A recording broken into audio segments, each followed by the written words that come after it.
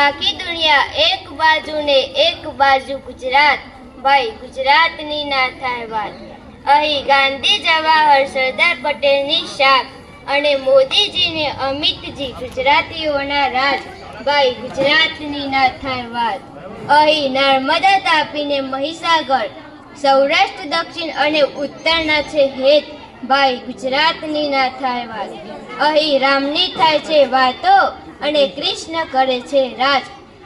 અહીં પટેલની ખેતી, ગઢવીનો કંઠ, વાણિયાનો વેપાર ને રજવાડોના રાજ.